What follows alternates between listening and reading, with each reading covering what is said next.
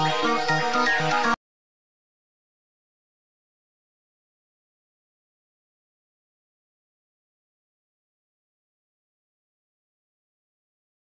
if you want to ask questions or if you want to make comments, anything you like and you feel that is worth trying, we'll accommodate it.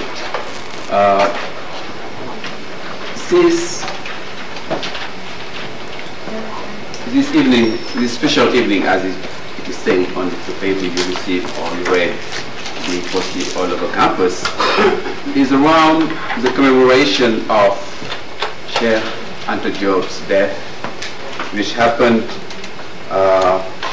in Dakar, February 7, 1986, and we felt here in New York and in Dakar and elsewhere that maybe this is a due time to pay tribute to him, to measure how much he has done, how much we need to do, and how far we can go together on the road of the African Renaissance. Because this is the end of the second millennium, we're going to begin the third millennium. And obviously Africa is part of the world system, no doubt about it, but at the same time we feel that it is marginalized the same way people of African descent are marginalized elsewhere. So we feel that this is an opportunity to address some of these issues and to see where we're going from now on. And in other way also how to use what, among other people, what Professor Sheikh Anta Diop had done in terms of achievement for the Renaissance of the Black world. Tonight we were expecting Professor Obenga of the University of Brazzaville, and he is currently a visiting professor at Temple. But Temple is organizing something tonight, and they didn't want him to go away. I tried very hard to have him. This is at least the third time I tried to have Professor Obenga in New York, and most of the times he was having some other engagement through Temple. Obviously Temple knows about his value and his stature, that's why they tried to use him so in such a way, I mean, and also in the right way. Anyway, we're going to do without him, but he promised, and I'm sure that in February, in January, the next celebration, he will be around, and then we will have, for some of you who never met him, you will have the opportunity to meet him and to interact with Professor Obenga. I would like to say a few words about Sheikh Anta Diop, whom I know as a historian and a senior colleague in Dakar. And he was born in 1923, and he died prematurely in 1986.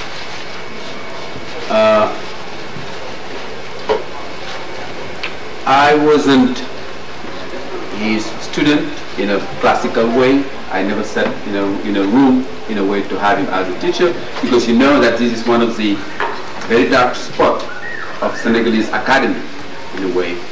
The fact that Sheikh Anta Diop never really had the real opportunity to teach in Dakar.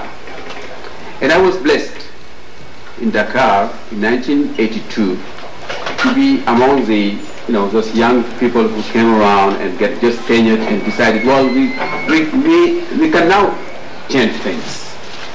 And in some kind of very formal department meetings, I was among two other people who said, well, why don't you have something for Professor Sheikh Anta Diop?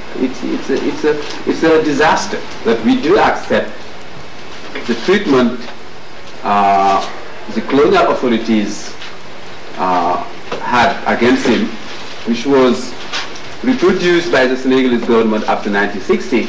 Now it's the 1980s, why don't we start afresh? Why don't we do something new? And they just took me on my word, say, okay, why don't you try yourself to do something about it? So I was blessed to be the one who was some kind of a go-between between Sheikh Anta and the department to have him to come back to the department to teach at a senior position and to have his doctoral program. Now, what really was heartbreaking was that Sheikh died the Friday before the Saturday he was supposed to give his inaugural lecture as a full professor and as what we used to say, director of research, somebody who is entitled to supervise students, to say, I'm okay with this dissertation, and then to be a sponsor of dissertations. He died the Friday before the Saturday he was supposed to give his first inaugural lecture. So this is how I am related in some kind of a physical way to Sheikh Anta. Also intellectually, any African and anybody from African descent who grew up from the 1960s into academia and trying to learn more about just what was said in newspapers and on radio, definitely had an opportunity to know who Professor Sheikh Anta Diop was. And I'm going to try to tell in very few words how I see Professor Sheikh Anta Diop and his stature as an remarkable leader in academic field. Because you know that the man had some other strings to his instrument. He was also a political activist. He was the head of a political party. He is the head of some kind of a new vision of nationalism in Senegal and beyond Senegal, and participated in Senegalese politics as a respected leader. And in fact, I remember that during his last year of life, there was problems between the government and the opposition, and the government as well as the opposition will always come back to Sheikh Anta at some point or the other to try to have him to mediate in some kind of a position, because he was really seen as being the senior member of Senegalese politics at the time of his death.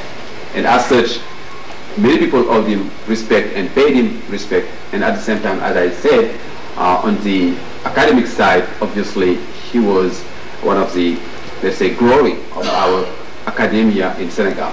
And the fact that the university was named after Sheikh Anta Diop, the first university and the biggest university in Senegal, the University of Dakar, is now called Sheikh Anta Diop University. And at the same time, some other institutions like the well-known and famous Institut Fondamental d'Afrique Noire, which is the premier research institute on Africa from the Francophone side, let's say, is also named after Professor Sheikh Anta Diop, among other things. There is some other things which were named after him, and mainly the big street which is passing by the university campus, for those of you who know Dakar. So obviously Dakar University felt that they lose somebody at the time. And but as I told you before, this was some kind of an irony, because the man was around for almost 20 years at some point and was never really allowed to teach in a proper way. And one of the arguments, of course, we know that the core of the argument was political, because he was in competition with Senghor for the leadership, and obviously Senghor wouldn't let him to, between could have exposure to young people. This was the main reason, of course, we know that. But beyond that, one of the technicalities which was always raised was, well, he is a professor of physics. He is already running a laboratory. So he cannot have teaching. I mean, this is a very curious situation when you have this university system say you cannot teach because you're head of a laboratory, which is quite bizarre, because that's usually the other way around. You're required to teach because you are head of the laboratory. But anyway, this is the way it has happened in my country, Senegal. Now, Sheikh Anta had a, let's say, basically in academic side, two-track, let's say, career. One is being a physicist, and being one of the very few Africans trained and being able to use the most sophisticated techniques in the late 50s, the early 60s, to be able to use radiocarbon techniques, nuclear techniques, and so on in his laboratory to date fragments, to date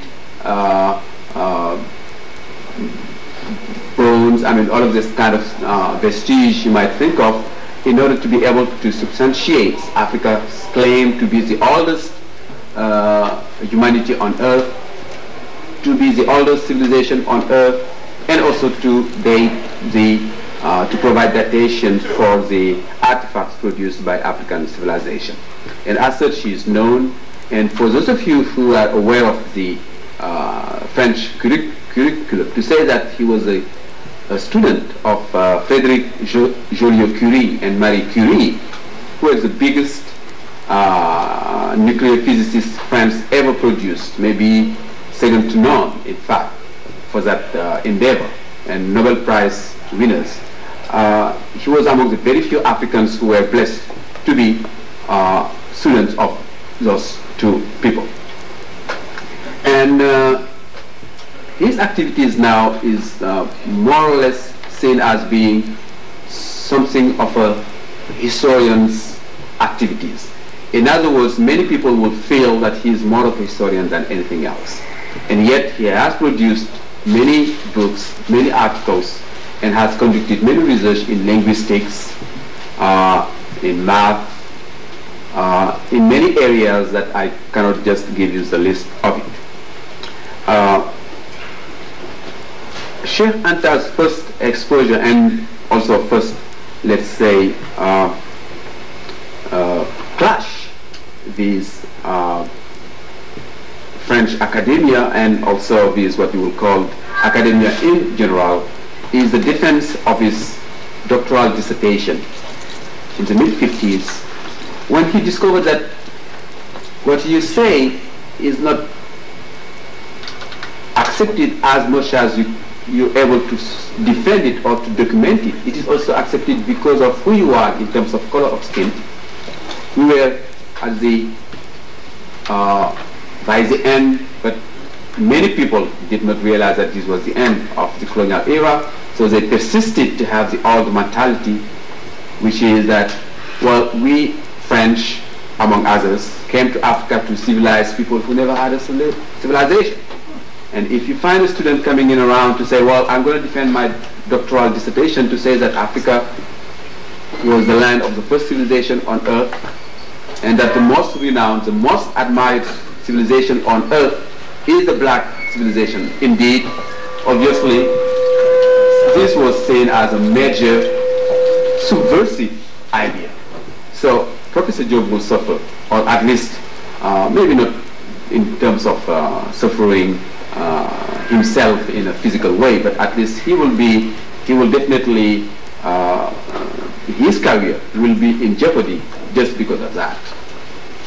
He will produce some other works I'm sure that you are aware of. I'm not going to give you the list of it. And some of them were also seen as a challenge or even as a subversive tool now by the newly independent African countries. Because when he produced, for instance, Fondement culturel, technique et industriel de futur État fédéral d'Afrique noire, in other words, putting on chart, saying this is what we're going to do if we want a federal state in Africa. At a time in 1960, you speak about countries who want very much to be independent, to have their flag, to have their national anthem, to have some kind of representation in New York, Bangkok, or whatever. You come to them and you say, forget about your small country's autonomy or sovereignty. Let's enhance it into some kind of federal state. It was subversion.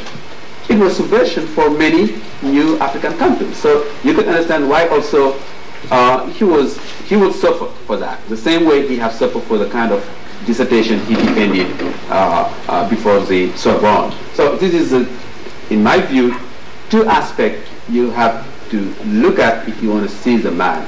Because he never felt that his academic endeavor, is limited by the classroom. That he should be speaking about things scholarly, let's say, shaped before students or before his colleagues and his peers or something like that. But also he felt that many ordinary people, many ordinary men in Africa and beyond need to know what is about building Africa. And building Africa is not something just for the future or for the present time. It is also to know where you're going to build Africa. What is the basis upon which you're going to build Africa. And that's why in many considerations, let's say, I would see him rather as a sociologist of history, somebody who wanted to bring history into a sociological realm than just a purely historian guy, if you might accept that type of definition. So therefore, now we're getting into his own colleagues in Africa and elsewhere. Obviously this is disturbing, because colleagues, and we do know that, we do admire, we do like people to be within some kind of boundaries. Some people who will come to say, I am a historian and I don't know about physics, I don't care about physics. Or I am a biologist and I don't care about whatever you might want to do in, I don't know, something else. Because we felt that they are then entitled to the floor. They should speak up. They are legitimate speakers. But whenever you come and you say, well, you know, I'm able to say something about linguistics. I'm able to say about something about sociology.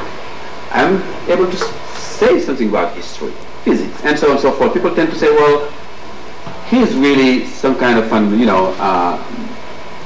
cannibal, between quotes, you know, eating all over the place and maybe even eating from our own plates. He's making a shadow for us. And I titled one article I wrote about Professor Cheikh Anta Diop, The Shadow of Cheikh Anta Diop, because I felt that this was really some kind of a very interesting paradox. Because a shadow is good because it will provide for whatever you might think a shadow will provide, but at the same time, something underneath will grow very, I mean, it will be in a very difficult position to grow in a way. And this interaction, I called that article, I titled it The Shadow of Cheikh Anta Diop because of that. And I feel that many scientists, many scholars resented that.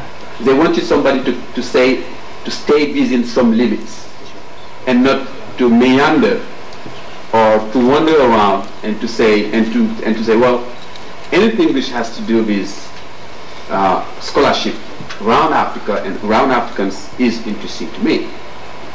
They wouldn't let you do that. And also because maybe Western academia is built on those boundaries that the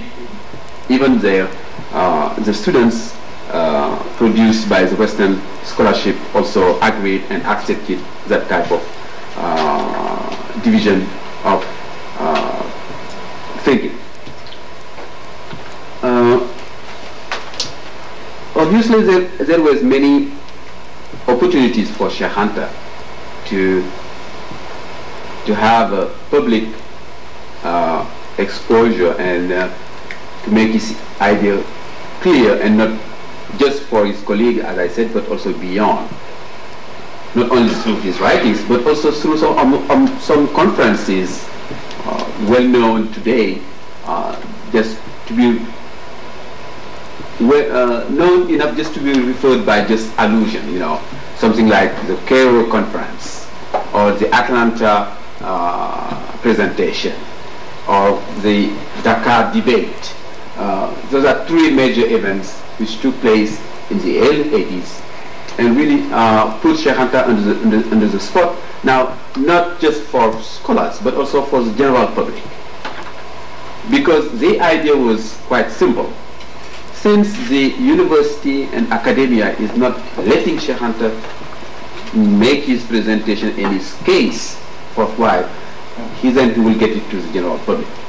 He will get it to the public, to the audience who is able to listen, ready to listen, and maybe to make his own case before them, without having always to go into some kind of an underground system where he wasn't appreciated. And And I was fortunate enough to be part of the organizers of the 1982, 1983 Dakar, called Dakar Debates, which was also just the same kind of line. When at the history department we said, well, why don't we have this guy around? Why don't we give him the opportunity to have his doctoral seminar, to run a seminar and to be able to supervise people, as well as anyone else who had the same kind of credentials. One of the ideas was then why do we want to limit Cheika to this kind of realm, since he is also seen as being a thinker, somebody who is giving ideas to the general public. Why don't we give him some kind of general exposure? And as a general secretary, then I was the general secretary of the Senegalese Association of Historians, or of the Association of Senegalese Historians, right? Yes, the Senegalese Historians Associations. I was also part of the bill in terms of organizing the debates. Many people did not understand, because this was also in the wake of elections, and some people came with the idea that, oh, they want to whack him, so we're going to have to defend him. And some others came to those debates with the idea, oh, we're going to see him whacked, destroyed or something like that. While the idea was like that. The idea was quite simple. This is only one step we wanted to pursue.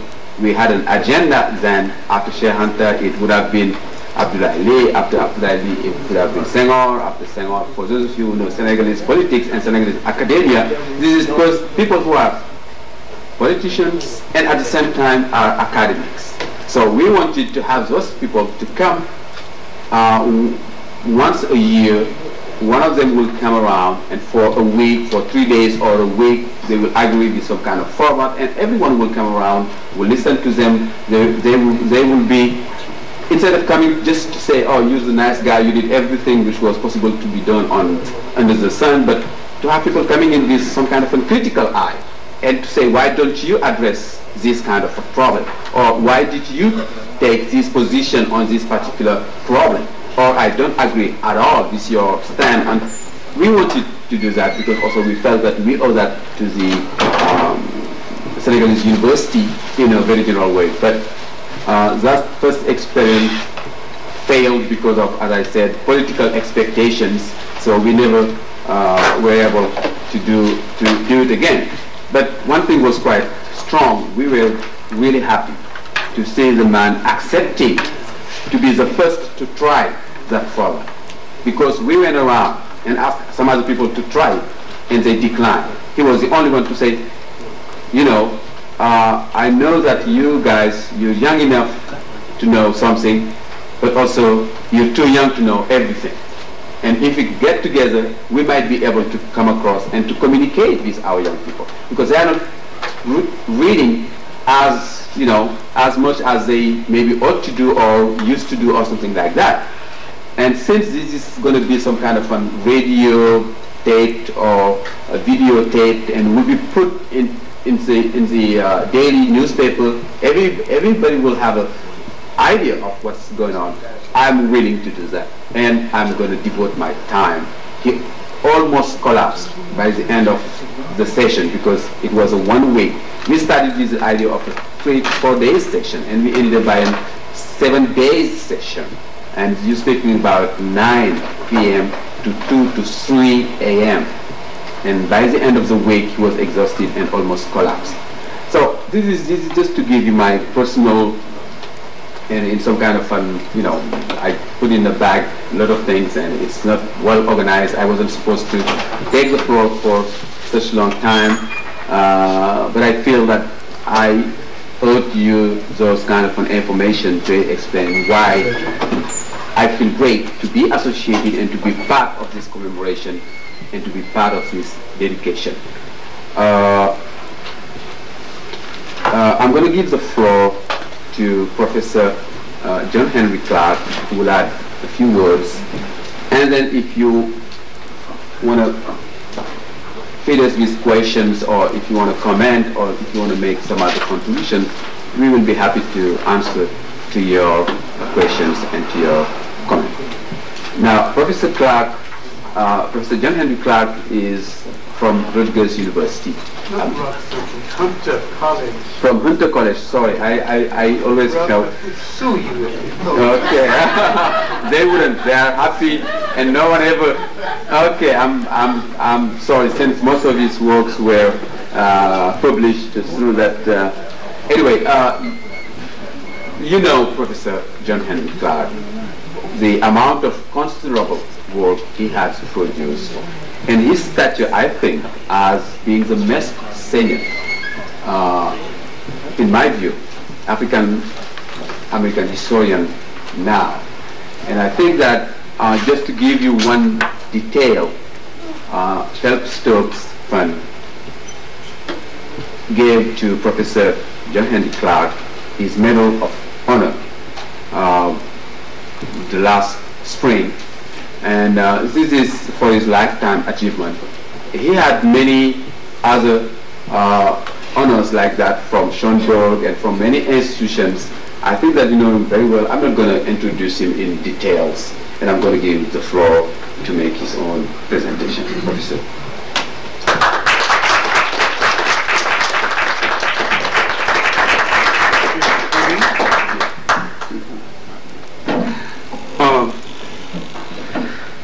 I'm appreciative of being here. The focus of my short discourse will be on Cheika Diop, my meeting with him, my 20-year relationship with him, my 7-year fight to get his books published in English in this country, and the success of that fight. I'd like to call your attention to the fact that we have not only shown proper appreciation for Cheika Diop as a thinker, we have not shown proper appreciation for the African mind as a thinking mechanism with something to contribute to all mankind, to the whole world. And we have forgotten that the first concept of humanity started in Africa, among African people. The greatest of all crimes beyond the Middle Passage, slavery,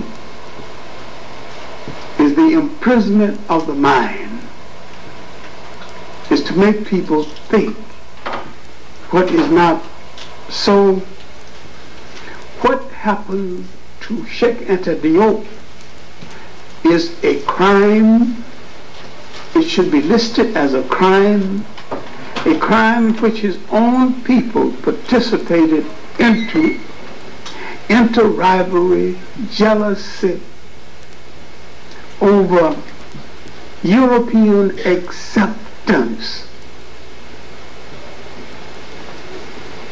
Years after independence, we still knock at the door of our former oppressor, who's not as former as you think he is, asking for acceptance. And our true liberation will come when we look into a mirror and like what we see, when we value ourselves well enough to cater to ourselves. I'm going to come directly to Cheika Diop, but I want to look holistically at the African mind as a thinking mechanism with the capacity to change the world, with a capacity to challenge all the concepts of the world and put in place a more reasonable set of concepts. that would be better for mankind to live. If you understand what I mean, you will also understand my repeated reminder that there is not an African nation in Africa that uses African tradition, African concepts of law, African concepts of morality. And you have to understand what made Egypt great and what made Egypt's parents, the Ethiopians, great. Right now, I've run afoul of your teachings. I said Ethiopia was the parent of Egypt, of the country that the Greeks called Egypt. The Ethiopians never called that country Ethiopia originally, and the Egyptians never called that country Egypt. That's too far afield, but I want to let you know that thinking is a natural thing among us, and there were years when we were more intelligent before foreigners, fakers, and fools interfered with our way of life. When we had professional thinkers, his job was just to think. You brought him his shoes, his sandals, his food. His job was to think for the people. And when you needed a problem solved, you came to him. His maintenance and respect was his salary. We lost this and became literal prostitutes to the values or the lack of values of the foreigners and the fakers and the fools. This is why we have imprisoned our mind by not accepting Africa's greatest contribution and not learning what made Egypt great and what made Ethiopia great. It's a simple thing, and yet it's a complicated thing. They became great because they had collective discipline and high morality. And for most of their existence, they had no word for jail because no one had ever gone to one. Now you see the damage of the foreigners and the fakers and the fools. And once you read Cheika and Diop's work and understand the nature of African societies before this interference, you will understand the nature of his great contribution. Then you have to go back and see the basis of our thinking and where somewhere in the march of life we reached the fork in the road and turned in the wrong direction. We lost our concept of African values. We lost track of the great 19th century African mentality.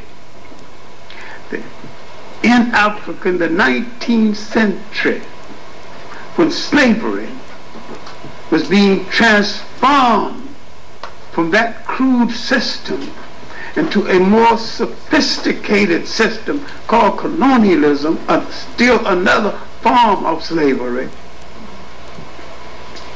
Africans presented resistance throughout that whole continent, throughout this whole century. And Winston Churchill has said, these Africans who never heard of a military school or wore a short store-bought shoe out-general some of the finest minds of Europe. Why you do not know anything about them is the fact that your mind has been so imprisoned by both colonialism and its aftermath and its propaganda that you dare to look at yourself as a collective hero. You dare to look at your own warriors. You dare go into that 19th century in the United States and examine the thinking. Martin Delany, a great Jamaican, Robert Campbell, who went out to Nigeria, Abeokuta, to search for a place with Martin Delany.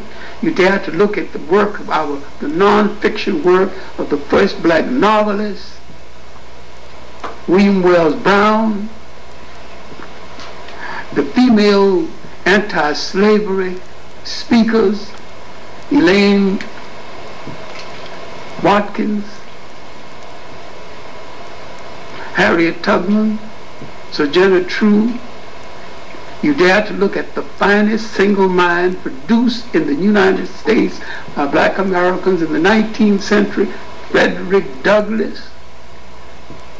A look at his conflict with Russwell and others over whether to settle in Liberia or not to settle. Douglass took a principled position that was right, and his opposition was also right. Too many times you've been trained by the movies to look for the good guy and the bad guy in the drama, when sometimes you got dramas with all bad guys, you got dramas with all good guys. You don't necessarily have to have a bad guy. Douglass was not a bad guy because he opposed the African migration movement. He said that we had earned our right to stay in this country with our blood and our sweat and our death, and he was right. Delany and others, Campbell, Russwell, said that the opening up of Liberia, the settlement of Liberia, gives us an opportunity to prove to the world we once ruled great states and could do it again, and they were right. So we're not dealing with right or wrong here. We deal with two rights in conflict. And your American movie mind won't let you deal with two rights in conflict, because you still haven't dealt with the two rights in conflict in relationship to W.E.B. Du Bois and Booker T. Washington, where both of them were right then, both of them were right now. Yes, sir. Yes, sir. We did not need to divide, say, Booker T. Washington or W.E.B. Du Bois. We needed Booker T. Washington and W.E.B. Du Bois. Both of them had something to contribute to our own salvation as a people. Then you need to look at the end of that 19th century, when Africans began to send forth great thinkers. You need to look at the life of Edmund Blyden and look at his inaugural address on liberal education, Liberia College, 1881. And look at the Caribbean thinkers, Blyden, others that followed Blyden. Blyden was from the Danish West Indies at the time. And understand that great thinking, great challenges, opening up questions not new to us. I acknowledge Cheikh Anta Diop as the finest single mind produced in Africa in the 20th century.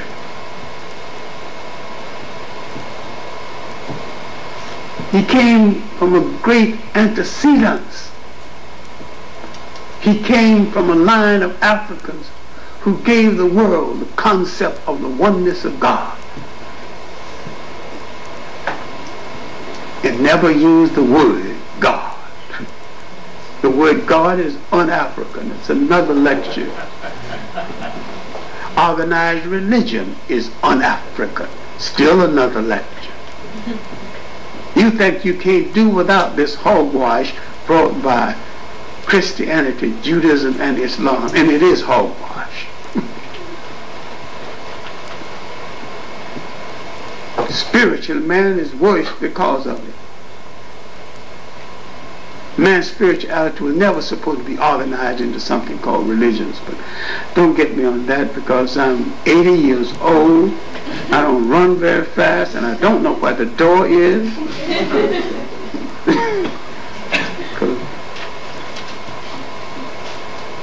Because I think most black people are ex-Baptists who got lost on their way home anyway.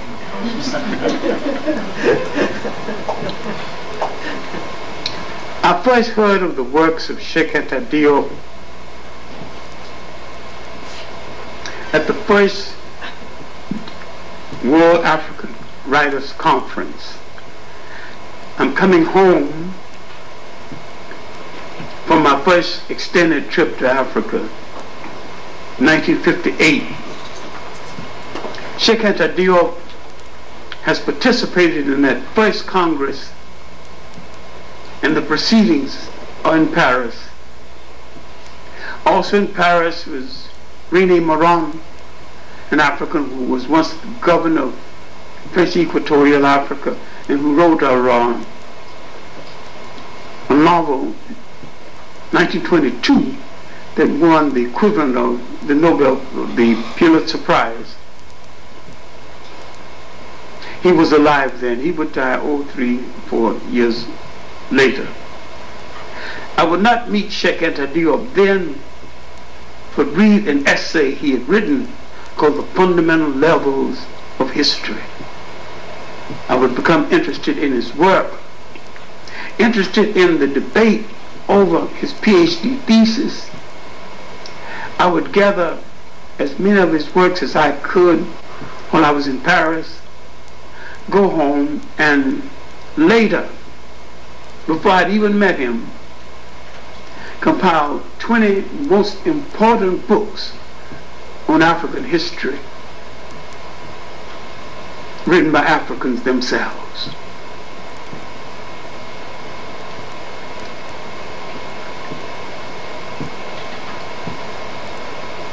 One of the books that he wrote for a PhD thesis that was turned down was in that collection. Around 67-ish, or thereabout, the first the second Congress of Africanists was held in Dakar. They had second-rate white participants. Some of the black participants weren't the best they could have chosen.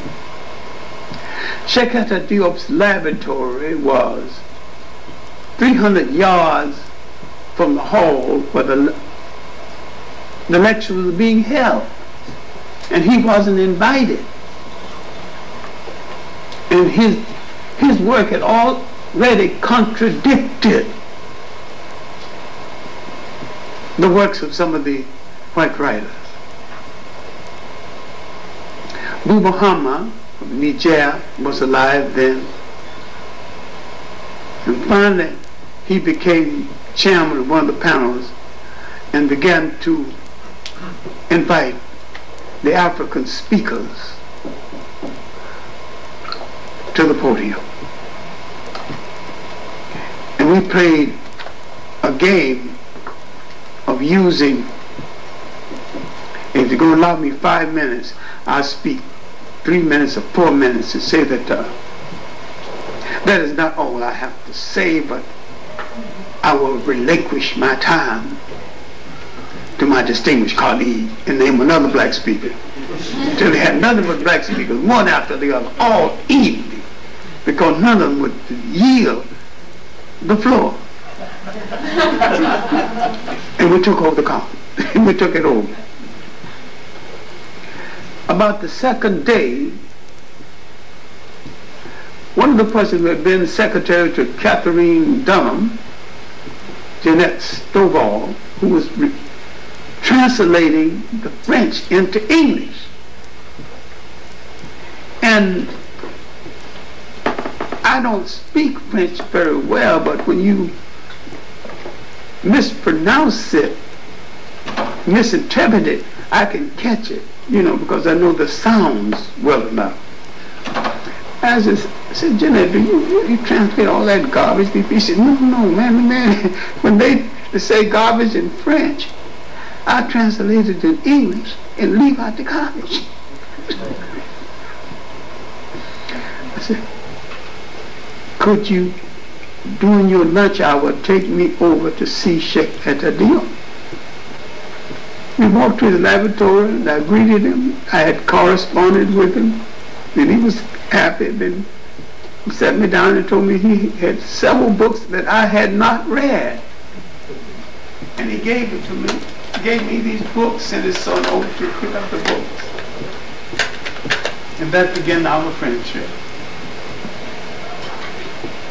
I came back to America determined to bring his books to the attention of a black audience in America. It took me 7 years.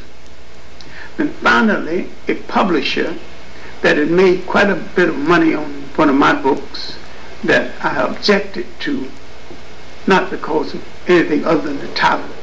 It's called American Negro Short Stories.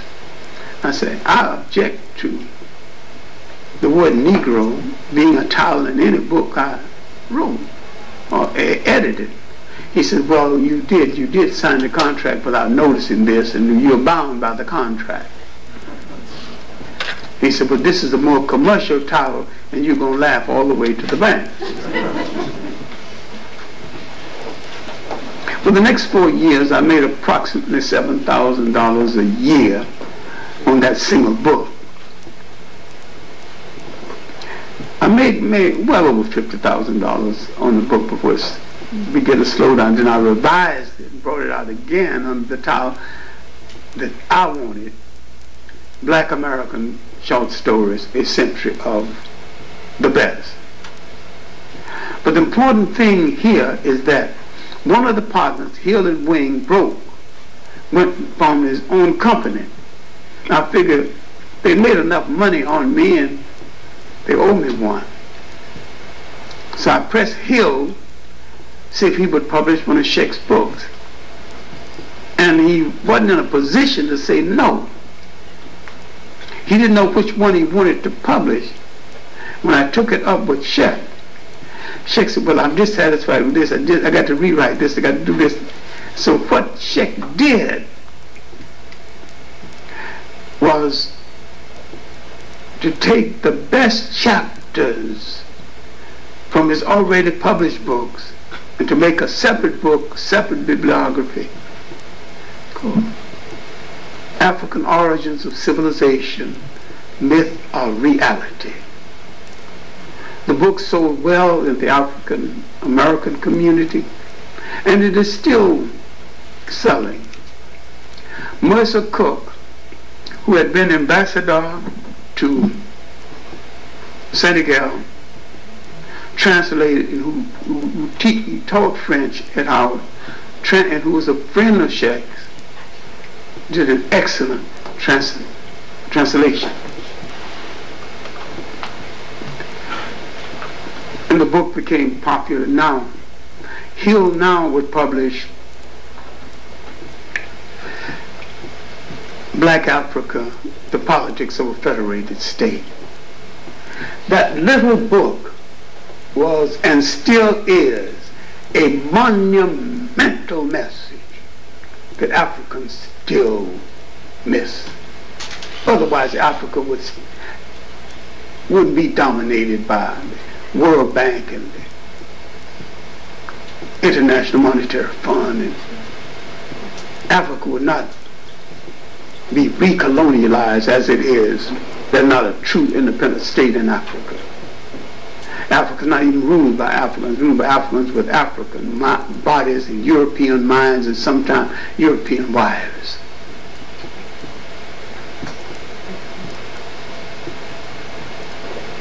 But in this little book, and you do well to read it well, because he wrote this book at a time,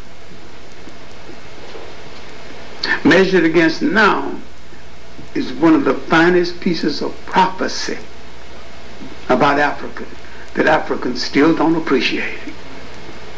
He said the riverbanks of Africa, Nile, the Niger, the Limpopo, the Congo, can raise enough food to feed Africa and Europe. That Africa was the prize they wanted to conquer. If they don't conquer it, they want to disrupt it to the point where the African would turn inward on himself. And that has already happened. To the point where people are now writing articles advocating European recolonization of Africa. Because the African, miseducated in the West, fighting over the crumbs of power, has turned on the African. You don't have an African head of state in Africa worth being called a leader. Not one, nobody, not even among the Arabs, another bunch of colonial parasites, but that's another lecture too. And I need some protection from a whole lot of people if I deliver that, especially Ali Mazarou. I need protection from the Muslims who talk a lot about something they don't know a damn thing about. I met Muslim scholars who were Muslim, but not scholars who were knew scholarship on the religion, because nearly all the religions in Africa were imposed on Africa by conquerors. There's nothing sacred about any of it. In Africa's belief systems, indigenous was good enough. Now, I don't want to prolong this too much because I want some dialogue. Because you have no dialogue with the students or the audience, you haven't said anything anyway. I want you to dare to doubt, dare to challenge, dare to say, I don't believe that. Because most of my life I've been a teacher, and I know one thing. You have to open up your mind to say, I don't believe that. And once you open up your mind, I'll put something in it you can't take out.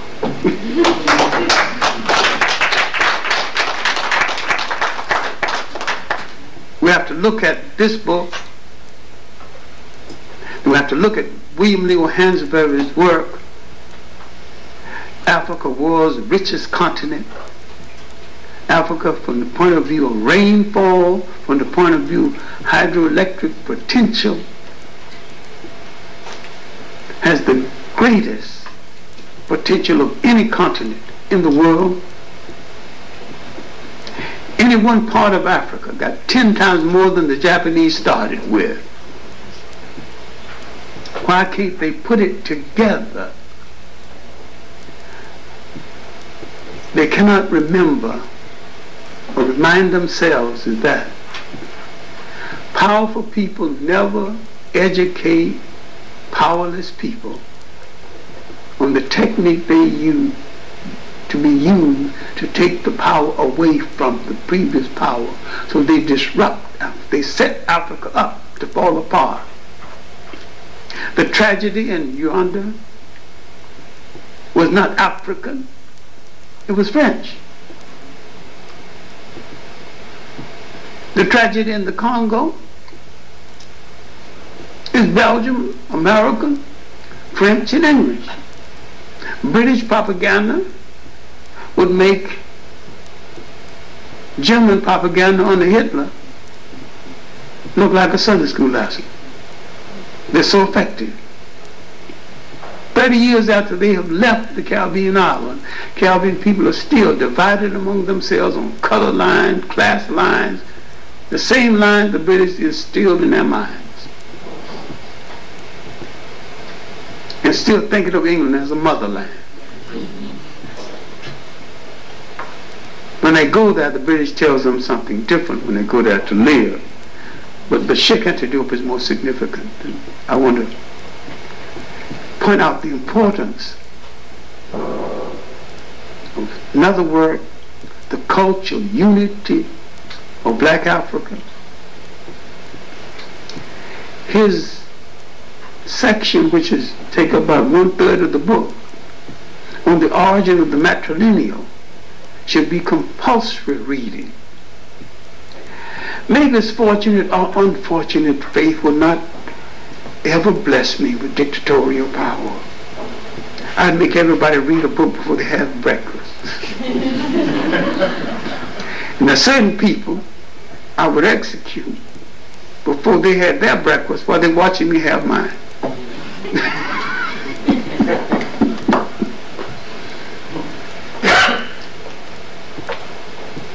In this book, it should be read especially by misguided black women who are following white women's lib movement. It's not about them at all.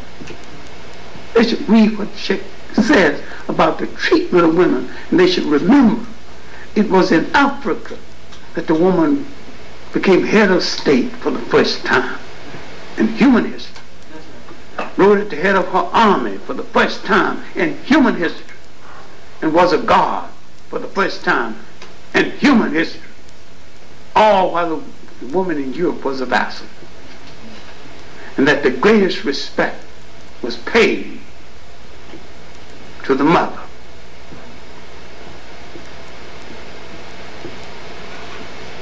Now you come down here, you debate, then you let a faker lead people to Washington. One of the guys, we got to atone. When black women were rising high in the state, they were supported by black men who let them go and encouraged them to go as far as their mind will take them, and did not feel one iota of insecurity because of it. The European has made you feel insecure with women because he's insecure with women. We came out of a society where women were not feared, but respected. If you don't know your history, you don't know this. We need to point to the last work published before Cheika died, Civilization or Barbarism. Because in this work, Cheika was saying, no more maybe, no more perhaps, this is the story. That is his magnum opus, his final great work that sums up the conclusions of a great career. I'm very pleased to have known him personally over a 20-year period. He was pressured by the government. I used to go to Dakar often, and we would meet in a hotel that used to be the leading hotel in Dakar years ago, before they built the big ones, the Quarter Sud, Novotel, and other little hotel called, well, not little, but at least Quarter Sud was the hotel before they built the Taringa and all the others. And Cheika would enter from the back. He used to sit in the back beyond the bar. That was kind of a semi-darkened area, because he didn't want to get me in trouble by letting the government know that I associated with him. What a tragedy that I had to duck and hide to see him, as though I was a married man visiting a mistress. And to some extent, he was a colleague and a friend. He was going to come to America for a Nile Valley conference. Something happened, he didn't come. Something happened with the airplane, and he thought the science wasn't right. That a great scientific mind like Cheika Diop has some respect for African traditions, science. He grew up in a Muslim-dominated community, and he had respect for their contribution in language and all, but he was not an endorser of the Arab presence or the Arab slave trade that's still going on in Africa. He was an intelligent Marxist, inasmuch he did not swallow it and regurgitate it. And he was making a reassessment of Marxism and what role it could have had in Africa when he died. It's a pity he didn't finish this reassessment. He was moving politically toward the left, but moving more toward the proper use of African traditional values and African civilization. If I said we killed him by neglect, I would be right, because we killed Du Bois the same way. When the Du Bois lived so much longer, we killed Chancellor Williams the same way. But one of the proudest moments of my wandering over the world where African people live was my meeting with Cheika Diop, my writing an introduction to some of his books published in America, and the fact that the two of us called each other friend. Thank you.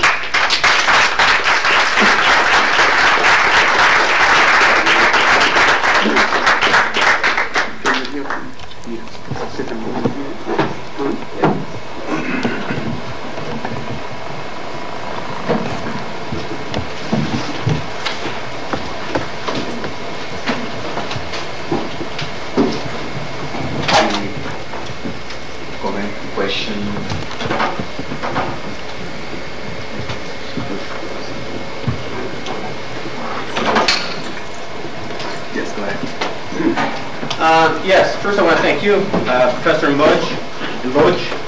Then I would like to thank especially Dr. Clark.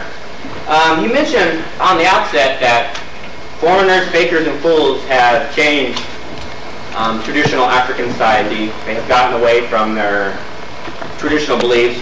For lack of a better term, I use the term animism.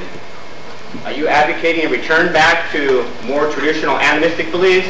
And are you an advocate of Pan-Africanism, things that, I mean, a term that I don't hear in the news anymore? I'm an absolute Pan-Africanist. I'm an African nationalist. And I'm an African traditionalist to the extent that tradition can be rescued from yesterday to improve today. I don't believe in everything in the past. I believe in editing it to the point of making it use. That was African concepts of brotherhood, African concepts of the family that need to be restored. I don't accept the word animism as used by the Europeans. I don't accept the word primitive as used by the Europeans. I see people need to return to values of their own creation. Every invader of every country, including white invaders of white countries, did more harm than good. And there is nothing to the contrary. We need to get out of our mind the idea that anybody civilized anybody anytime. People don't civilize people. People impose on them their way of life at the expense of destroying the indigenous way of life. I do not recommend the return to animism, whatever you mean by animism.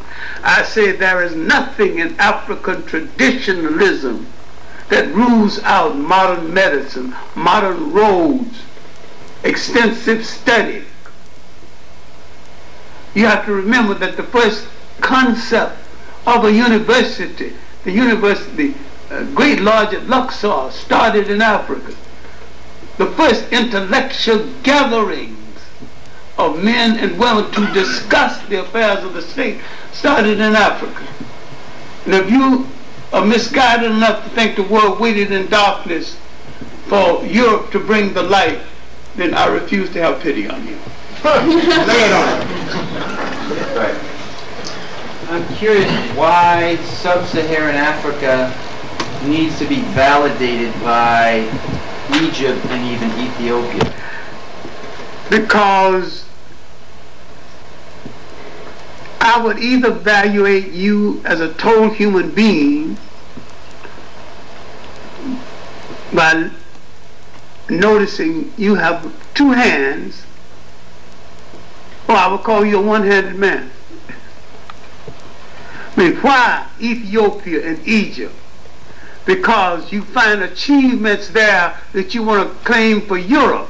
And if you understand the chronology of European history, these achievements occurred before the first European wore a shoe or lived in a house that had a window. Dr. Clark, will you speak on after the out-migration from Africa, the predators coming back to Africa? So who are you talking about? Go ahead. Okay, from the origin, from the Supreme Court could have been your grandfather or your uncle. The European did not understand that formation. So what he cannot understand, he will destroy or ridicule, because he's insecure in the face of civilization he did not create and cannot understand. And he must use the word primitive. Just like Marx was silly enough to use the word primitive communism. What the hell are you talking about primitive communism? You had communism and communal societies throughout the world before there was a Europe. See, Europeans formalized and dogmatized something thinking it began with them. And there are some pseudo-black scholars coward enough to accept it. I don't belong among them. I have a follow-up. Dr. Clark, there's a new book out by Dr. Obinga, Speak of an African Philosopher in World History. And in that book, he deals with the linguistic factor, all the connection of different languages throughout Africa, from the ancient society of Ethiopia, Kemet, all the different societies that had it connected. And since those languages are connected, it comes to origin that all these people that was that came back to Africa after the out-migration, that they came back and they just don't quite get it. It's almost like today, and you see the video with the Martin King or something, somebody getting the hell beat out of them, but they just can't see it with their mind eyes. It's the same problem that's been going on for a few thousand years, and Dr. Obinga goes through that in this new book on the lost tradition. I'm familiar with Dr. Obinga's book. In fact, I'm trying to find a proper publisher for it right now. And now, if you read Anta Diop's The Culture Unity of Africa, and read a book by Father Temple called Bantu Philosophy, you would understand it. He said, if you want to understand the ancient Egyptian thought, study the Bantu. Now, we know that the word Bantu is not African. A European asked an African, what are you? And the African did not understand his language, because the European and the African answered, I'm a man, Bantu. And so he wrote down here, now discover the Bantu people, most numerous, certain physical traits. There's no such thing as a Bantu. The fool did not, he said, I'm a man. I mean, he said, the European mean, what tribe you belong to? The African wanted, he said, what are you? So Africa told him what he was. He said, he is a man. Bantu. Man. Mantu, the mood of a man. The European don't try to understand. He's got a sick ego. He tried to pray that the world waited in darkness for him to bring the light. When are you going to look at the chronology of history? The first glimmer of European intelligence was a piece of folklore called the Odyssey in the Iliad.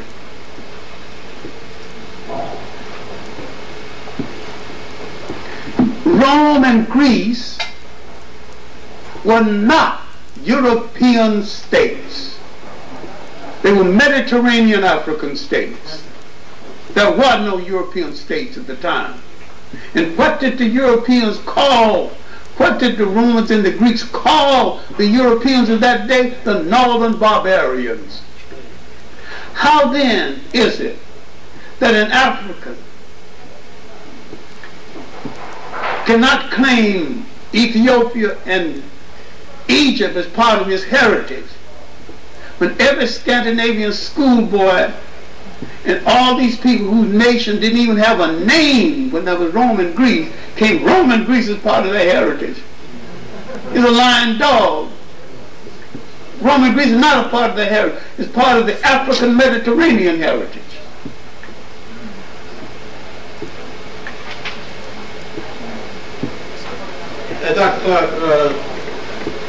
Today, the Europeans and the European Americans have a powerful system of control set up in Africa, economically. Set up over the world. Over the world. Okay, but they got a powerful one set now up it's in Africa. computerized. Okay. So now, we're getting ready to go into the 21st century, okay? Now, as Africans can't break that control, that stranglehold on Africa, what are we going to do? And how are we going to break that control? Well, I've been advocating it for years and people thought I was out of my mind. We can create a great industry in Africa with Africa say, I will wear no clothes I don't make. We're not buying European clothes anymore. I eat the food my geography produced. Now we're no longer dependent on Europe for food because Africa produced the food. I will buy nothing from Europe that's not obtainable within Africa itself. Now Africa got a great internal trade. Now we participate in the highway system that will connect Africa with Africa. No matter how you cut it, every time you come back to it, you got a pan-African nationalist answer, or you've got no answer at all.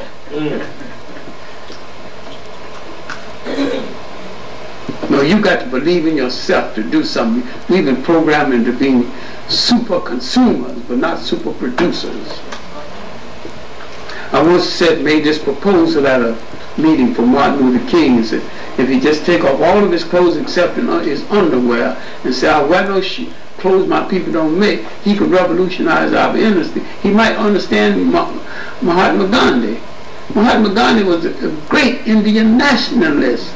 He did not even believe in, he did not even help the Chinese next door who was being kicked around by the Japanese. Mahatma Gandhi had one word to say about it. Went back to India when he was a brown-skinned Englishman. When all those clothes, dead tweeds in the dead summertime, and people got ridiculed to the point where he went back to basics. Took it all off. Went back to the spinning wheel. That's what we need to do. Go back to basics.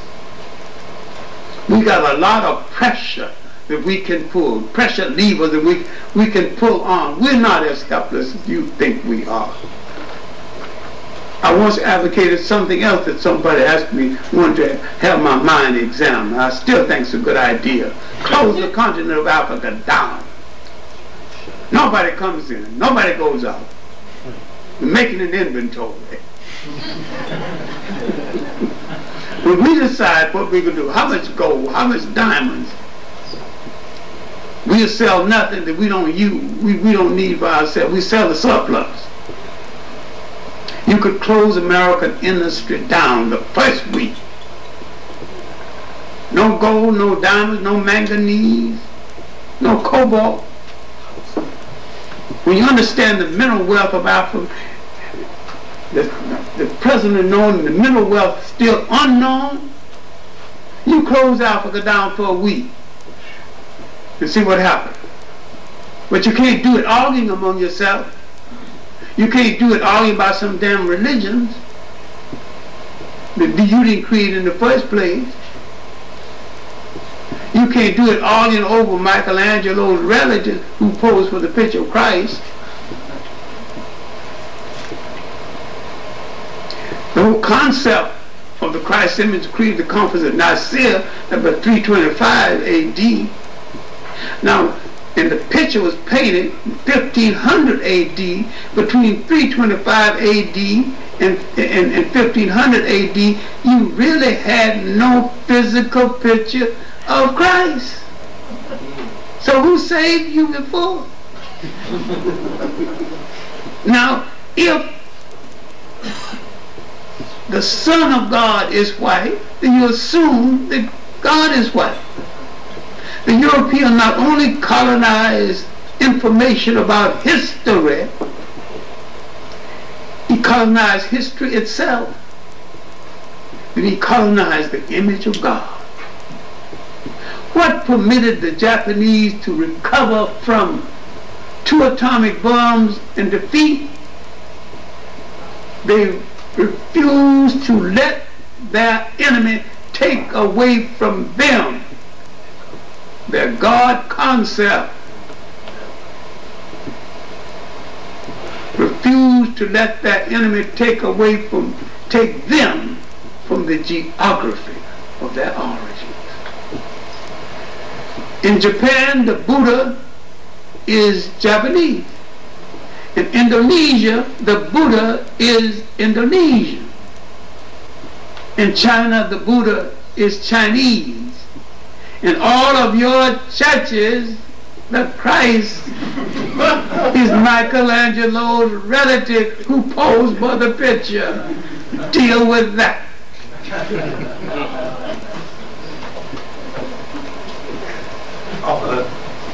I just wanted to mention something, ask Dr. Clark what to think about.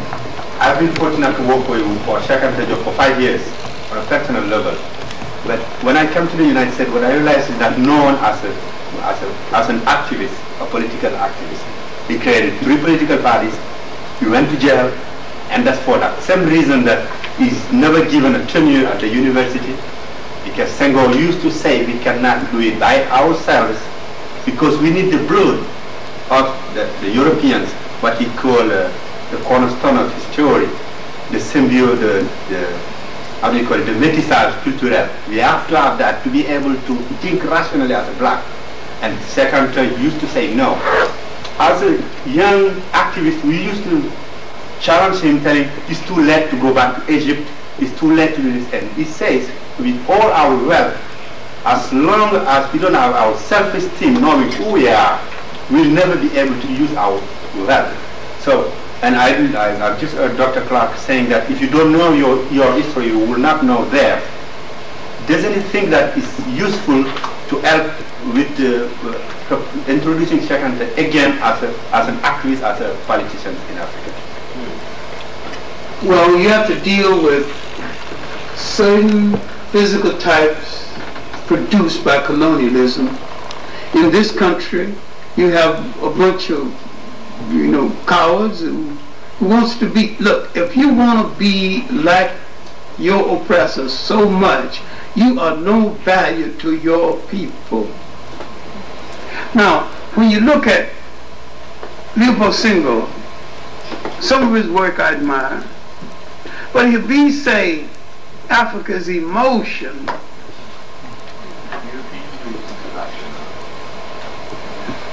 philosophical thought is European, then I'm off his boat right there.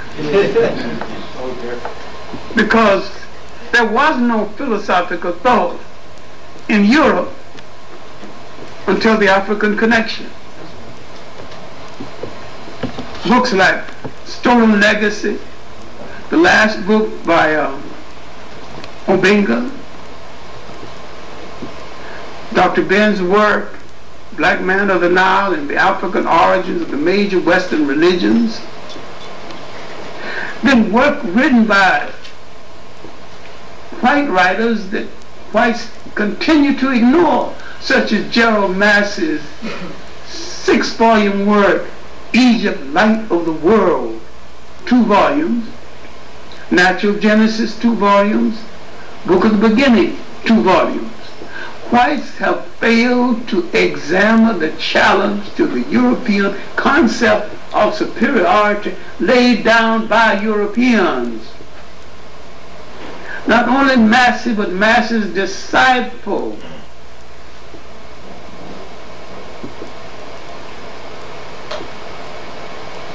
That his American disciple, Alvin Boyd Kuhn, who wrote several books, what rereading today, because not only ahead of that time, ahead of this time.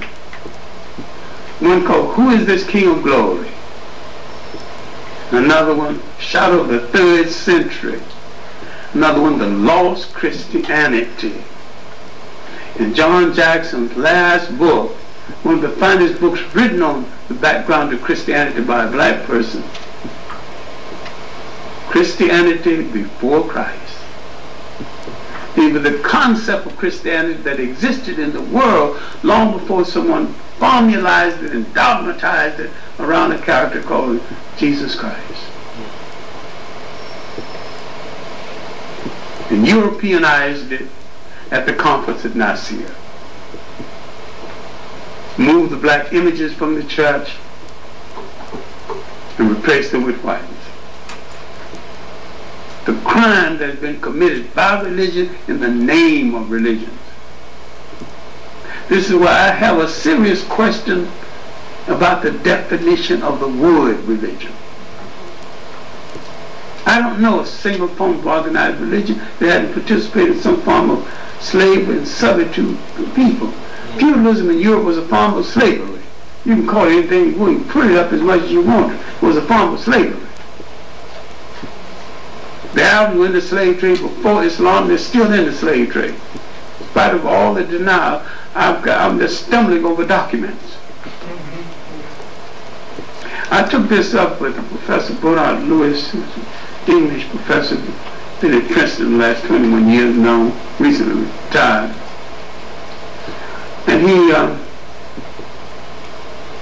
he mentioned a bit of history that I had forgotten and didn't care too much about. I was in London in Caribbean community. We wanted to hold a meeting. They couldn't find a place for the meeting. They realized that Parliament was not in session and holding the House of Parliament. And so we held it in the House of Parliament, and I sat in Winston Churchill's old chair. Now when people built a damn empire, you can't make a comfortable chair for the Prime Minister. I was telling Professor Lewis this. He said, there was a man named Chippendale, who was the father of modern great furniture. He was an Englishman. So that means we can make a decent chair if we care to make one. The main thing he called attention to his works on the Arabs and the slave trade, and he sent me debates from the House of Lords, 1960, on slavery in Africa and Arabia, for somebody to deny that the Arabs and Islam had not been in the slave trade is to deny all those documents that I'm stumbling over in my study, getting new ones every day. Picked up a PhD thesis by a person from the Sudan, Dr. Lang, on slavery in the Sudan. I know a pro-Arab Sudanese who speaks good Arabic and was editor of the Sudan Notes and Records. He's pro-Arabic, yet when he wrote his PhD thesis, he wrote a leading chapter on slavery in the Sudan. I read a book called Nubia, Corridor to Africa. And there's some information on the Bach Treaty. Less than 20 years after the Arabs entered Africa, they imposed a treaty on the Sudan, in which the Sudan had to deliver 360 slaves a year. And they declared war when they couldn't. For somebody to say there's been no slave in the Sudan is beyond me. And I don't even argue.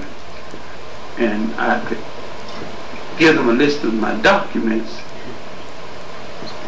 But this is far afield from the question, but it needs to be said that if you teach for a living, you've got to be acquainted with information that proves your point. You cannot be ridiculous in the classroom, not even a little while, especially if you're black. Because whites can get in the classroom, proclaim all things they can't prove, but after all, they control the power structure, the promotion structure, everything else, you know. I wrote an article called The Myth of Black Anti-Semitism, and I proved my point, proved it well.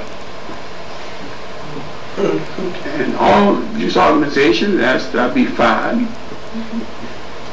The president said it was academic freedom. And besides, I've got all my documents together, and so why not argue with his documents? They kept arguing here and there, and they couldn't disprove not a single thing I said, because most of the documents came from them, including Jewish documents, Jewish scholars. Finally, I come up with, after 3 years, you're supposed to wait 5 years to be considered for promotion at the time, to be promoted for full professor tenure. The committee was 100% Jewish. I got it on the first ballot, you know. Well, they might have hated my guts. They knew one damn thing. If they turned me down for tenure, they have a hard time putting lesser professors up for tenure without explaining why they turned me down. That's sparked to you. Let me say, we'll take another question from the ladies, if you don't mind. That question is generally sharp. From the ladies? They've been a little too solid tonight.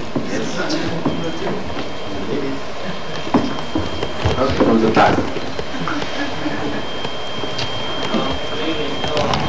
Thank you, Professor Lloyd. Thanks, Dr. Clark, for this lecture on Dr. Cheika and Diop. I like to express my feelings tonight, my emotion, as a follower of Dr. Cheika and Diop from 1976. He's still dead in Senegal. And I am very proud to meet former friends who used to be in the same political party as Dr. Diop, sitting here, his brother sitting here, Dambabu, there is another brother there. I'm very glad that this is an occasion that we are convening here tonight, celebrating the 10th anniversary of the death of a great African thinker, our leader, Cheika. Thank you so much. I'd like to contribute, if you don't mind, about his contribution during this cultural disruption in Africa and African descent around the world. Dr. Diop was very concerned about the colonial system. You know, the system, colonialism,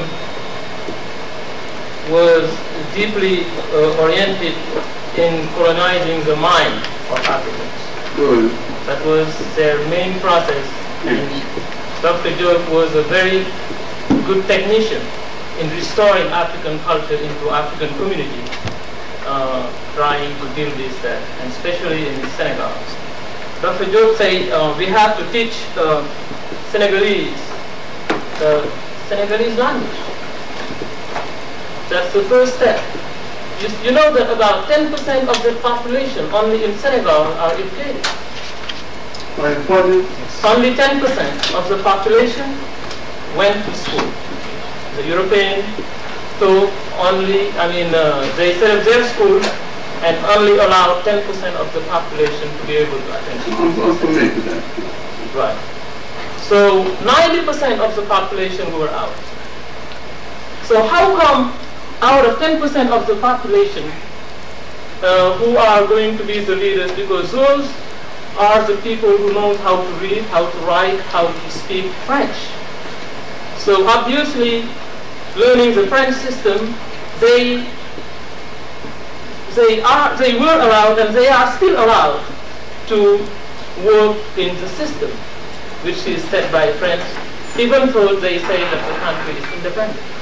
So where is independence in that situation? Doesn't exist. There is no independence. There is no independence is something you make yourself. So Dr. Diop said we have to learn African language and set up and did high research, intensive research to help Africans learn their own language, to be able to restore the culture, you know, in the African community. That was a major contribution to me because, I mean, besides his scientific contribution, but considering the cultural aspect, I was very amazed about it because during all my schooling in Africa, I had difficulties, like any Africans who went to school in the French system, we had difficulties communicating with our own community, even with our own parents, because the system could make us nothing but foreigners in our own country.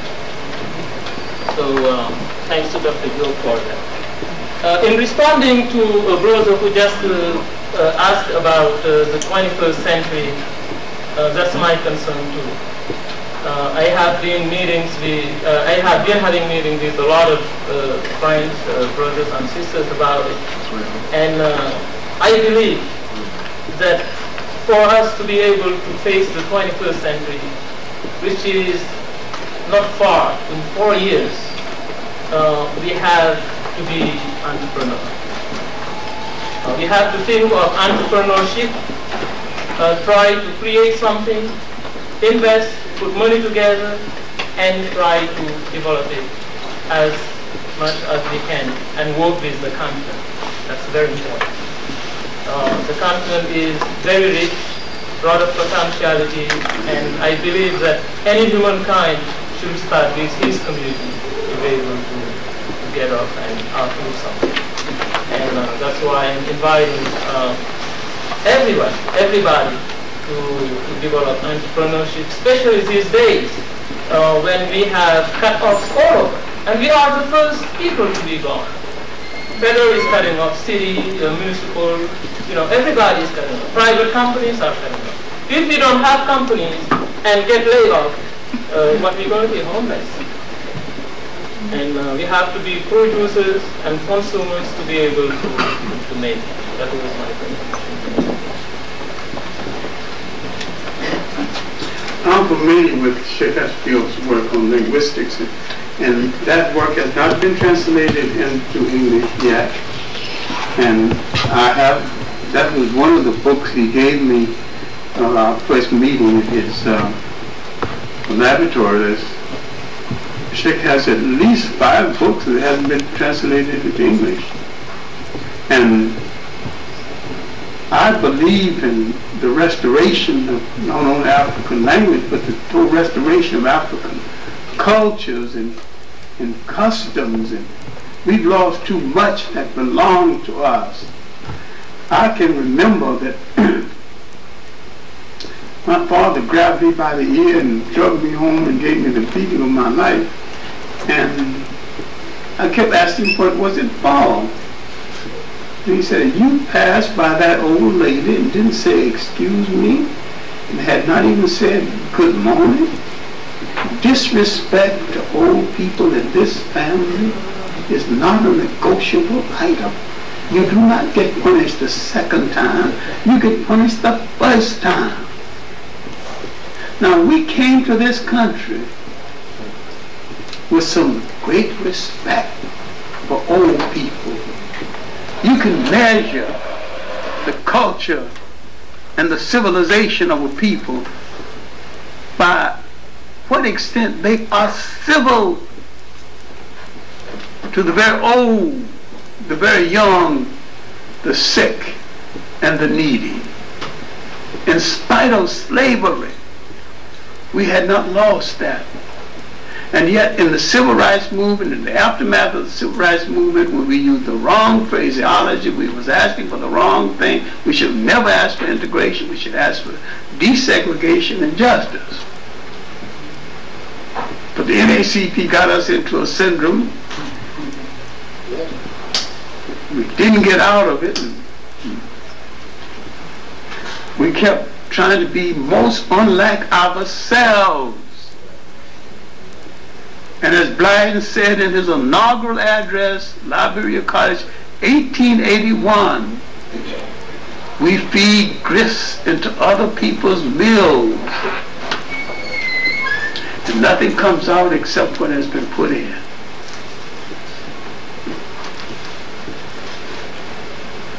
Okay, so last question, yes. Okay, one quick question. You mentioned earlier that it's important possibly for Africa to close the stores to take inventory. A lot of people in the classroom and the school is dedicated to developing agents de developmental agents. And across the board, it seems like on all indices of development, how it's measured, Africa has flipped. And it has flipped for the last 30 years. Do you see or would you advocate a pulling out of developmental organizations? Look, Africa is not being developed for Africa's sake. Africa is being developed to accommodate corporations and American capitalism. And Africa is being developed by African puppets who bought and paid for. What I'm saying would still be valuable. Still, close the damn door down and take an inventory of yourself. Now, during the years when America was allegedly boycotting China, they had almost a 20-year period when it wasn't recognized in the United Nations. They weren't recognized in the diplomatic service of the world. But during that 20 years, the Chinese got them with the Chinese and pulled themselves together. When they finally came out from behind that closed door, they had some strength that was more than tantamount to world power. It was world power. Think about it. Think about it. What was they doing that 20 years? Africa need to think about it. Pull off some of the European clothes. African clothes are cheaper and more comfortable too. And they need to understand something else that might offend you.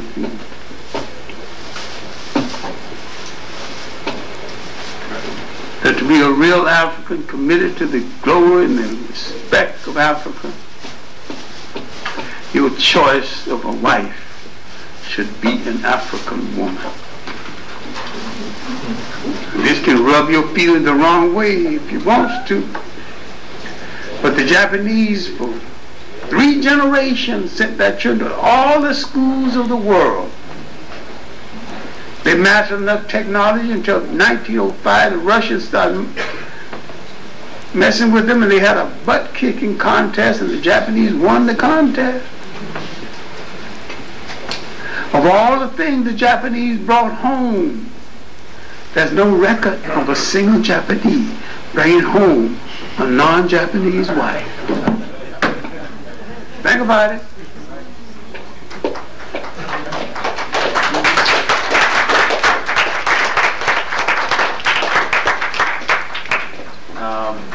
I think that this was really saying thank you to Professor Clark, and I hope you will be around for many other events we want to organize. I just want you to, I failed to do that at the very beginning. There is some kind of a founding group which is, as I said, not exclusive. You could get into it if you want to work business. There's no problem and no limitations, and of which, of course, Professor John Henry Clark is the chair, is the honorary chair. The vice chair is Professor Obenga, and among the members around here tonight, we have Dan Babu, who is a journalist here. We have Claude Offord, who is a pediatrician. Where is Claude? Okay, Claude Offord. We have Mark Job, his name is on the board. We have Sadio Jallo, his name is on the board. And all of them are part of the committee, and if you want to join, no problem, just let us know and contact us at these numbers. Thank you very much, and goodbye.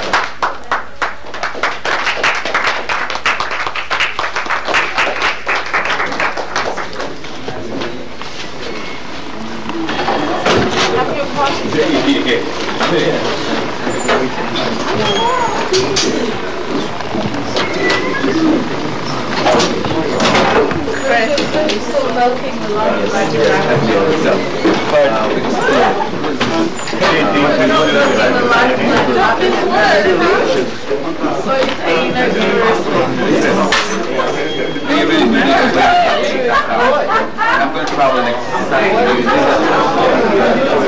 Please, thank you. I really appreciate it.